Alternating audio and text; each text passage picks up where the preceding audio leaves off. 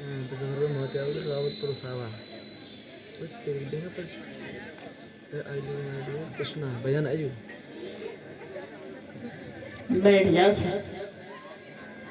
और मोहित यादव ग्राम घरावतपुर की तरफ से 50 मुद्राएं भिजवा रहे हैं और भजन की फरमाइश है। तो भजन हमारे भैया आपको श्रवण कराएंगे। अभी हमारे पास समय कम है, कथा हमारी बहुत लंबी है और आज कथाएं 3 हैं, समय बहुत कम। उधर श्रोता बंधुओं, पवन देखा जब धीरे धीरे 9 महीने का समय बीता, तो वैसे तो बताते हैं कि 9 महीने का समय जो है वो कलयुग का है। कलयुग में बच्चे 9 महीने के होते हैं और सतयुग द्वापर त्रेता में समय समय की बात थी, तो समय गर्भ का भी अंतर था। विद्वान बताते हैं कि सतयुग में 500 वर्षों तक गर्भ रहता था, कि बरस 500 सतयुगी, त्रेता बरस 50, बरस 5 द्वापर रहे, कलि गर्भ 10 मास। सतयुग में बरस 500 वर्षों तक बच्चा अपनी मैया के उदर में रहता था और त्रेता बरस 50, त्रेता में 50 वर्षों तक बालक अपनी मां के गर्भ में रहता था और द्वापर में 5 वर्षों तक, बरस 5 द्वापर रहे, द्वापर में 5 वर्षों तक बच्चा अपनी मैया के उदर में रहता था और कलयुग में 10 महीने का 9 महीने का गर्भ रह गया। इसीलिए कहा है कि बरस 500 सतयुगी और त्रेता बरस 50, बरस 5 द्वापर रहे, कलि गर्भ 10 मास। कलयुग में 10 महीने का गर्भ रह गया। श्रोता बंधुओं, धीरे धीरे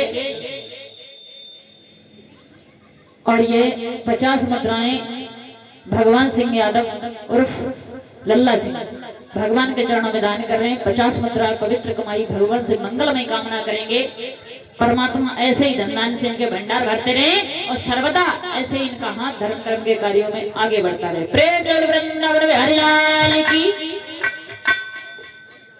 श्रोता बंधुओं, महारानी पवन रेखा का गर्भ जब 9 महीने का हुआ, उधर 9 महीने के बाद महाराज उग्रसेन के आंगन में एक लड़के ने जन्म लिया। जब पुत्र ने जन्म लिया तो विद्वान तो ये बताते हैं कि जब भगवान का अवतार हुआ था तो किस प्रकार से वो समय था, और जब पवन रेखा के पुत्र ने जन्म लिया तो एकदम से घनघोर अंधेरा छा गया, आंधी आ गई, तूफान आ गया, बारिश होने लगी, क्योंकि वो एक राक्षस का बच्चा था। अब राक्षस का राक्षस ही होगा, देवता थोड़े ना होगा। श्रोता बंधुओं,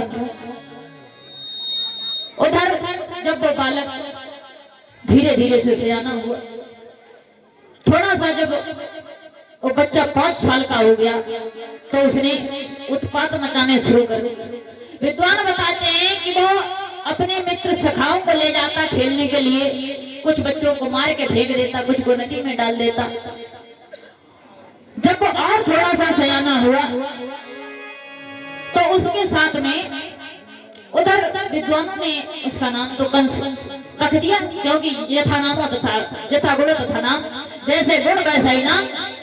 कंस जब नाम पड़ गया उस बच्चे का तो उसके साथ में उसके मित्र रहने लगे। जब वो लड़का 18-20 साल की उम्र में पहुंचा तो जैसा बाप था, जैसा दुर्मलिक नाम का राक्षस उग्रसेन की औलाद थोड़ी ना था, तो वो उसी के कर्मों पे चला गया। छठे हुए गुंडे, 18 गुंडों के साथ में कंस घूमता था। 18 गुंडे पीछे लाठ लठिया लेकर के घूमा करते, और वो उनके मित्र थोड़े, वो पैसों के चक्कर में, शराब के चक्कर में, मदिरा के चक्कर में कंस के पीछे लगे रहते थे।